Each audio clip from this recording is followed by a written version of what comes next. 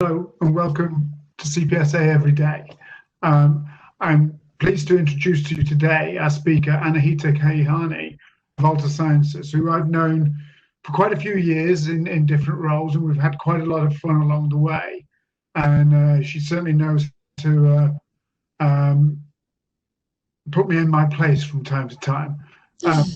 But with no more to say, I'd like to just introduce Anahita with her talk, Transitioning Novel Scientific Workflows to Routine Bioanalysis. Over to you, Anahita.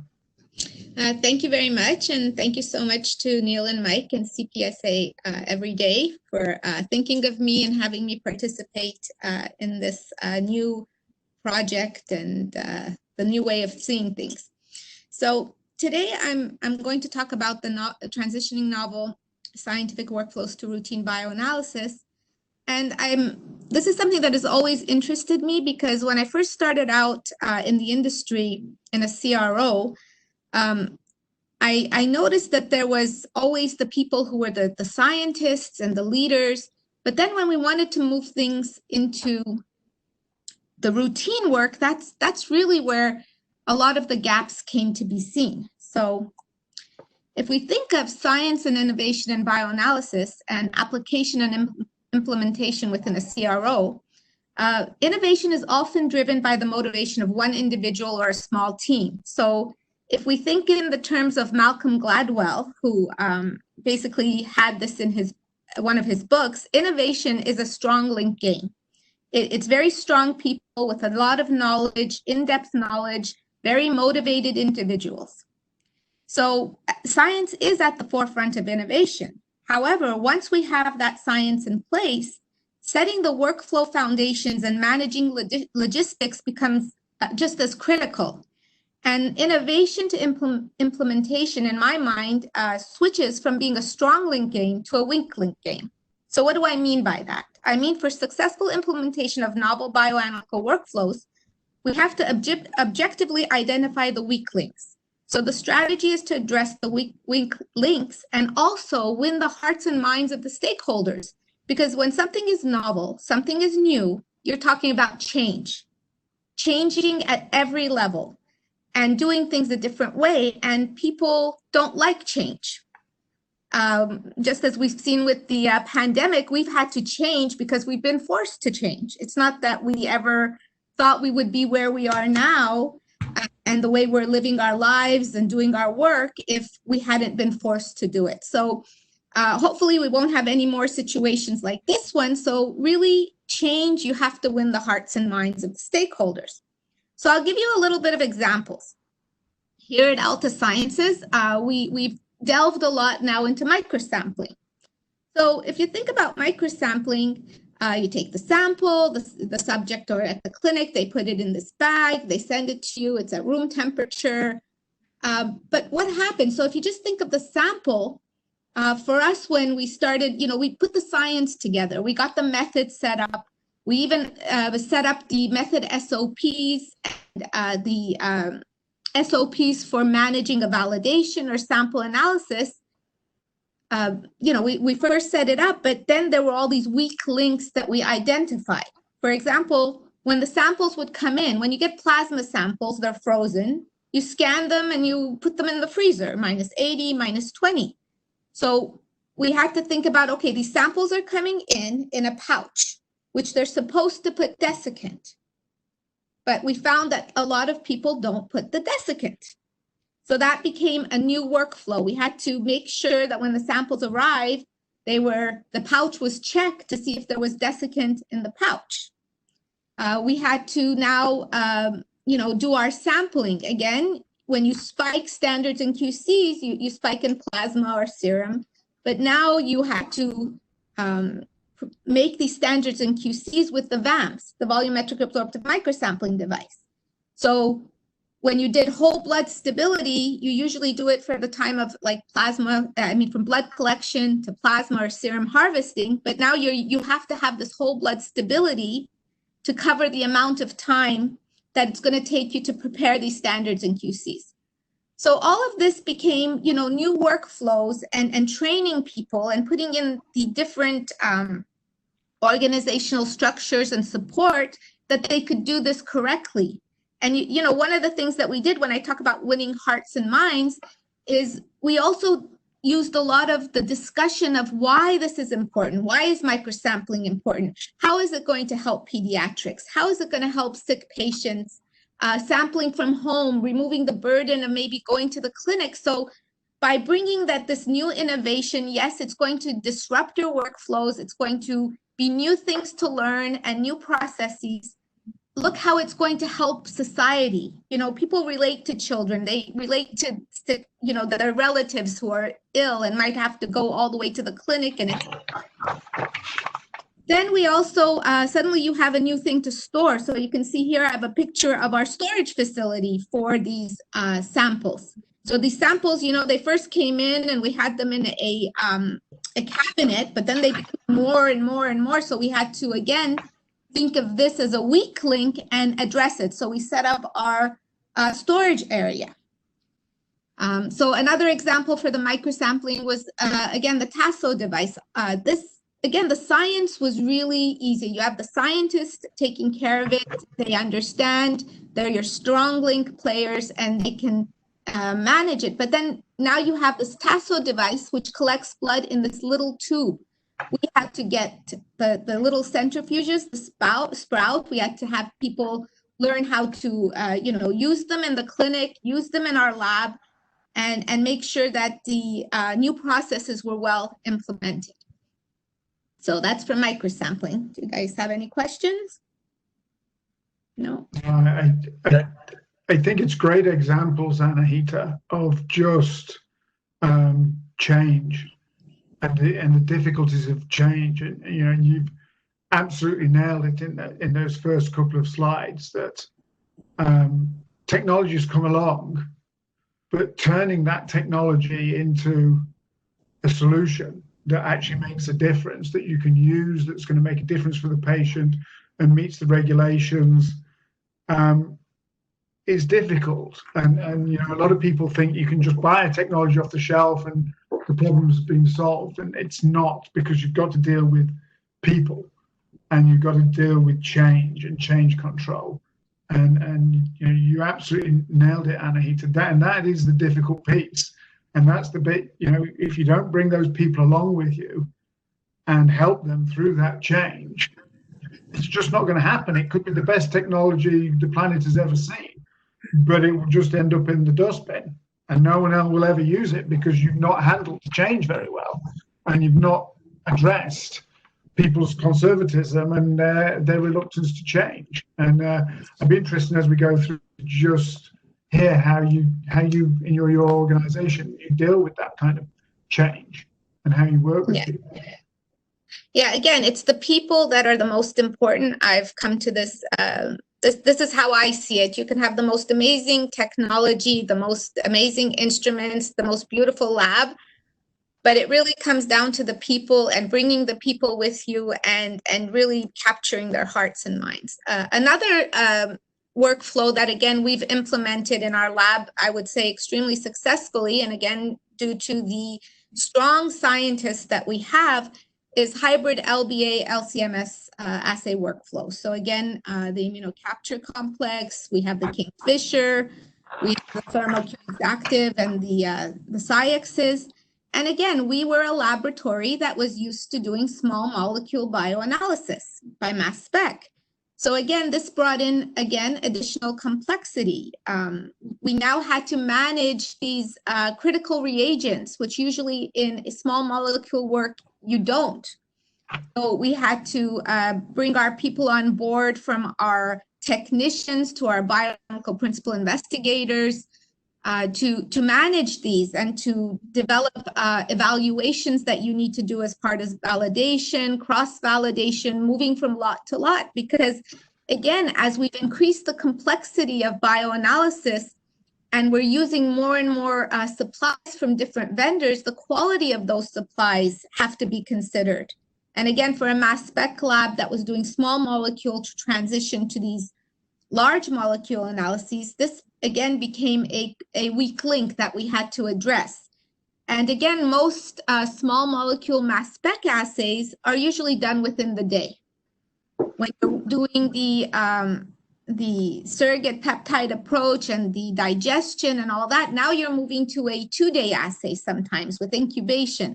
So again, a lot of these workflows, while the science was there, the scientists were able to put it together in a method, became more and more things that we had to consider to correct and determine the weak links and train people, put in workflows, documentation. And again, when you move, routine bioanalysis is one thing, moving to regulated bioanalysis just adds more complexity to it. So again, managing this change really took a lot of cooperation and again, bringing the people along, because again, a technician that came in and was doing protein per sip, and now you want your staff to start doing these complex assays that are more challenging and difficult. Again, that's a challenge, and I'm happy to say that we again were able to really building on what we're doing. What are these assays? Why is it important? How is it going to help? I think really brought the people on board and made them very interested in its success, because their work days changed. It became more of a burden for them compared to what they were doing before. So that's another of my examples where we've, again, managed this change successfully. And this one is the last one. I'm not really going to go into the details, but I just want to bring everybody's attention. This is some work we did for dystrophin as a biomarker in muscle tissue. Imagine to support the quantitation of dystrophin in muscle tissue from children. So imagine if some parent is going to allow you to take a biopsy before and after treatment from their child. Well, that sample is so precious. And you have to be able to hopefully get the most information you can from that sample successfully. Here you can see we have many different organizations that work together. So the paper we put out with the other organizations was orthogonal analysis of dystrophin protein and mRNA as a surrogate outcome for drug development. And these methods were then used with samples from children to see if the treatment had an impact on dystrophin. And again, it was so interesting because, again, the science was not the weak link. The weak link was the understanding each other's needs, because this method, we analyzed digest from Western plots. They did the Western and then they cut out and it was digested. And we did the analysis for dystrophin, but we had to work with another CRO where our vocabulary, our understanding of how to, they're doing Western and we're doing mass spec. So we had to work together to really understand each other's vocabulary so that we could have the documentation from what we needed to be done and for what they needed to provide to us to understand and be successful in it. So again, it wasn't so much the science, it was the people and everybody understanding each other's vocabulary and what is meant. This again was another example, and it was very challenging, and I'm happy to say it was successful, but I won't say that it happened very easily. So taking all of this together, when you're working with novel scientific workflows and transitioning to routine bioanalysis, I really think of it as a management of strong and weak link transitions. You start with the strong. So the strong link teams are success driven. So those are mostly your method development scientists. They are the ones who are really going after innovation and thinking of all the new types of technologies that we can implement. And then you transition where you need to really think as a weak link team, like validation, sample analysis. And here it's really driven by focusing on the performance of the system. So for novel technologies, we need to identify and correct the weak links to optimize the performance of the novel system. And one of the things that I always, in my mind, I studied food science and nutrition in my undergrad. So one of the things that was always, that I thought of different systems was hazard analysis critical control points. They use this a lot in the food industry. And this is how I always think of bringing new technologies is really doing that analysis and seeing where are your critical control points that you might fail. Because if you're doing a validation, a sample analysis, your weakest link is going to cause the failure. That's what's going to happen. So I think if we think like this when we're trying to bring the novel scientific workflows into play, it gives us more of a chance for success. So that was sort of my talk. And if you have questions. That's wonderful. Yeah, I feel like clapping. This is great. I think you will. So, Anahita, that's great. I have just more to add, but more encouragement. I think, Anahita, I think your experience, and I think you have to experience it. Definitely, it's the human factor. In my day job, and certainly how I work with Emily and Gary, is we call it human architecture.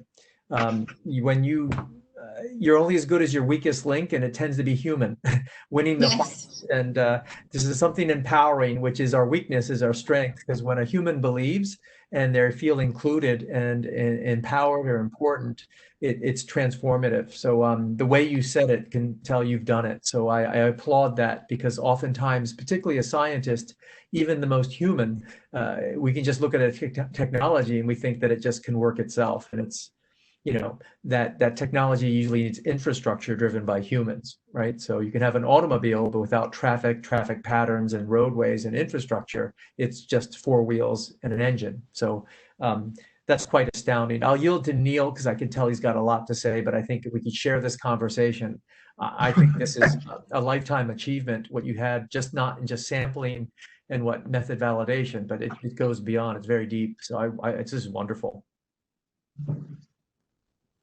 Yeah, it's stunning, Anahita, and the examples are great, but to me, as you said and as Mike said, it's all about people and relationships, and without understanding that and knowing how to work with people and how to make change, all the fanciest technologies just don't succeed.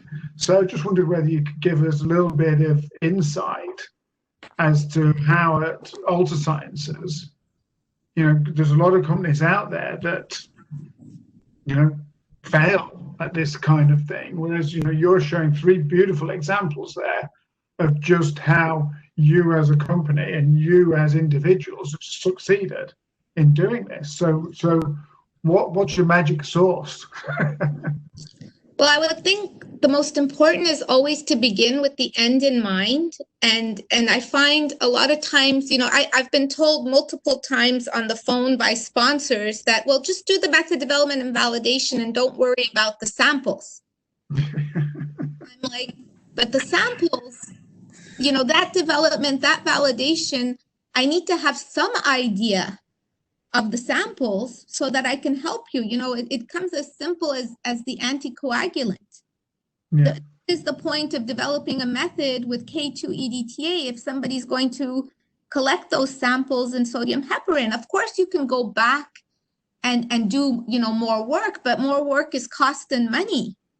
And, the new, the paradigm shift to the outsourcing model and having smaller companies, well, that makes that very challenging, because I always think as the larger pharma companies, you can start that way because you have, you own it and you have deeper pockets and you can go back and address any gaps. While the smaller companies, well, no, every step, it's a huge investment and there's not any product that is being sold to fund the R&D. So what we do as a team is we really work to have conversations with our sponsors, with the people we work with externally, to really understand what is the scope of your project? What do you need? What are you trying to achieve? What is the PK endpoint? And then we bring that also back to the rest of our team, not just the ones that you see at conferences and, the ones of us that are so visible, because our success is related to all the people that work in the background with us. And bring that message back to them and have, think of each project, what is being achieved. So that's something that we as a team really work hard is to make everybody who's involved in a particular program or project to sort of understand what is the end, what do they want, what information do they need to get? What are, for us, it's simple. It's bioanalytical sample results with some level of precision and accuracy so that a decision can be made, right? You use the statistics, you come up with that information, you will make your next decision. But at least giving all the internal stakeholders that vision, I think it really helps for success. And trying to make sure that the people who are starting, on the clinical side, I find there's always gaps. For example, just to give you a simple example, we had a client who came to us and they needed us to develop and validate 3 methods. And as we discussed with them, it became, for 2 of the compounds, it was fine. You didn't need a stable. But for one of them, you did. And during the conversations, it became clearer and clearer that this study was going to be done in a doctor's office and with patients. And so, to help everybody, we determined that we should develop and validate our method with and without stabilizer and make sure that all the samples at the doctor's office were collected with stabilizer, instead of the nurse having to think, okay, I'm going to put this aliquot for this analysis and this aliquot for this analysis. And, so this is sort of the thinking we have as an organization. We try to give as much support as we can to the people who are going to collect those samples so that we can align it with our valid development, our validation, and then, have samples that you can have as good as a results as possible, given the scope. There's now for purpose validations, context of use, doing a lot more work with tissue. So it has become more complex. We have all the microsamples, but at the end of the day, how you collect that sample is just as important as the rest, because that will impact your data. So trying to give everybody that vision and that critical thinking, because when people get that, they also bring you a lot of good ideas to the table that you might not have thought of. So you really have, the world of bioanalysis is becoming so much more complex that we really need to harness the collective knowledge of everybody in the team.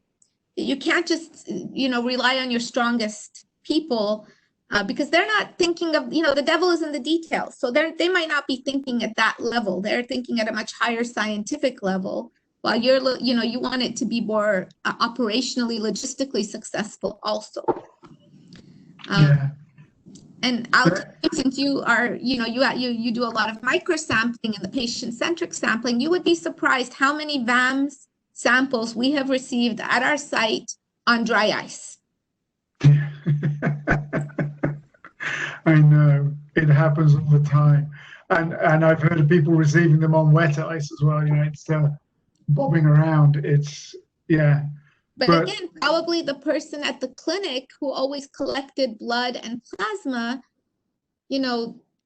that's what they're used to. Continue doing what they were doing. So most people think that validating the VAMs, you no longer have freeze-thaw stability. You don't have, storage stability in a freezer. But oh my goodness, the stabilities that you now have to look at with and without desiccant. You have frozen stability with and without desiccant. You have to think of people sampling at home and then leaving their sample in the car at 80 degrees for a few days. So we've actually purchased a humidity and oven with temperature and humidity so we can do some assessments to impact on the Mitra substrate, for example. I mean, a lot of it has been very successful, but still you need to know, right? Because human behavior, they might be told to ship it in as soon as they collect it, but they might not. Absolutely. I think the 3 examples you gave is illustrative of something, a seismic shift that's been happening in the last few years in the industry. Classically, we always thought of as big pharma being the people who originated technological change, and CROs as being followers of that, being nervous of making changes themselves and going for new technology until, you know, they thought their clients would understand that technology and would pay for it. And we've seen this shift as big pharma bioanalytical groups have got smaller. It's become, you know, they're unable to do that technological innovation. And you know, what's become really telling is now the differentiation in CROs. You've got CROs like Altasciences who do look at technology as an important differentiator and help them move forward. You know, what you guys put into understanding things like microsampling and what you put in your other two examples there is not how most CROs think, certainly not how most CROs used to think. But, you know, I think, you know, you've captured it absolutely. You know, you realize it's good for business, it's good for staff development, it just helps you move forward, and the pharma aren't going to do it anymore. And you realize the benefits and you see the big picture. Whereas the classical CRO just says, give me the samples, I'll run the samples and I'll give you data. And you're not doing that. You're looking to move the agenda forwards. And I think that's fantastic. And not all CROs are doing that. And I think it's been the big differentiator for the future, because big pharma doesn't do that anymore. Biotechs don't know how to even start. And, you know, without companies like you, we're going to be stagnated with the technology we've got now forever. And that might not be a bad thing, but I think it's exciting what you're doing and you know how you're doing it by bringing your staff along with it and making them part of the change. And, you know, you've got a bunch of world leaders now on your staff that are publishing and are talking at major conferences. And I just think that's astounding, Anahita. Well, we're very fortunate. I'm you know, I'm very, very proud of the group and from, you know, from the scientists, the bioanalytical principal investigators, our technicians, our support teams. I mean, it is a team effort. But again, the whole paradigm shift for pharma, I agree with you, but at some point, that's a bit worrying because, again, I see all the people that I work with at the different organizations are people that I've worked with for more, you know, decades. And where are the new people coming into pharma bioanalytical groups? Because at the end of the day, when you outsource data, you know, work and data comes back, you need that critical eye.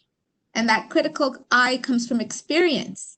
And if you have no more experience working in a lab, how are you going to evaluate the output from your CROs? I mean, I'm very proud of our CRO and our data quality, I think, is excellent. But sometimes I do see a lot of, you know, people that we're working with. I mean, the ones that have been around, you know, a long time, of course, they understand. But sometimes you deal with new people at smaller companies or new people, even at the pharmas that have never had that experience of generating data, reviewing data critically. And I do think that will come back if, you know, some changes will need to happen in the next decade or so. Because are you finding yourself having to educate those customers, those clients then? If some of them don't know, are you having to educate them yourself? Well, again, I wouldn't say educate, but really see the from a different perspective, because people, you know, everybody knows what they know. I mean, for myself, I came to Altasciences from an organization that was a preclinical facility. And worked, you know, I did do a lot of clinical work, but I did preclinical also to Altasciences, which, you know, its initial business was for the lab was bioequivalence, right? So it was just a totally different mindset. What, you know, I'd never seen anybody pipette 150 microliters of a sample to, and, you know, when I came here, I was like, oh, wow, yeah, well, if you have healthy volunteers, that's how much sample you might get. You might get 100 microliters. I mean, I was dealing with mice and rats. So, even the skill set as you move from, like, think of something so simple as that. If you're a company that is used to aliquoting 100 microliters, and now you're transitioning that you're going to be aliquoting 20 microliters, it's a change. You have to start thinking of positive displacement pipettes. You have to think about, which are harder to use. So, it really comes down to the details. And that's the same thing with our sponsors. If you have a sponsor that has always been dealing in clinical, their expectations or understanding might not be for the preclinical part of their program, or the opposite. It's once you get into clinical, you have co-administered compounds, things like that you have to consider, which you might not have had to consider in the non-clinical space. So again, educating and sharing knowledge. And I think that's, I think most scientists and people in the scientific areas, when given the information, they can critically think about it and digest it and then use it appropriately. But it's just what you've been exposed to. Yeah. And I think a lot of what you're talking about there, Anahita, comes round to what we were talking about before, and that is relationships. It's just, there's science, but above all that is relationships and how we work with each other, whether it's working with an employee, whether it's working with a client, or whether it's working with a partner, like you were talking about that example earlier at the other contract research organization, where you just had to be patient with each other and learn each other's language and take some time. And it's all about relationships, really. And I know that's where I first met you, in that previous preclinical job. And you were like a breath of fresh air coming into what we were doing there, because suddenly you were this person who didn't just roll over and say yes all the time. You asked questions, and if you had a different opinion, you made that clear. And that was absolutely fantastic, Anahita, because... Well, maybe in thinking about it in hindsight, you find it fantastic. Maybe not back then. No, it was, because we all learned from that, and a better product came out of that, because it was a everyone... When I was at GSK, everyone talked about partnerships with CROs, but no one ever really did it. Everyone knew what was really going on. It was pharma and CRO, and the CRO had to be subservient. And then I came across you, and we had this equal relationship where we just talked as equals. And if you thought what we were talking about was rubbish, you said that, not in so many words, but you were quite clear. And out of that came a better solution. And I think that was fantastic. And that was a true relationship, a relationship and a partnership. That's what it's all about, trying to do the right thing to get the best data, which in the end is going to be the best for the medicine and for the patient. So, you taught me a lot. Well, again, that's what we do here at Altasciences, is we try to give all the employees, from sample management, from technicians all the way to project managers and the bioanalytical principal investigators and the method development scientists, really a vision of what we're doing. We're just not contracting a study from a sponsor. We are part of the development process, and we take enormous pride whenever we see one of the drugs and programs that we've worked on be successful or move on to the next milestone, because we feel that we contributed and it's visible. So people have that idea of what the bigger picture of their work is. And it's not just coming and pipetting or aliquoting or extracting or running our, a system.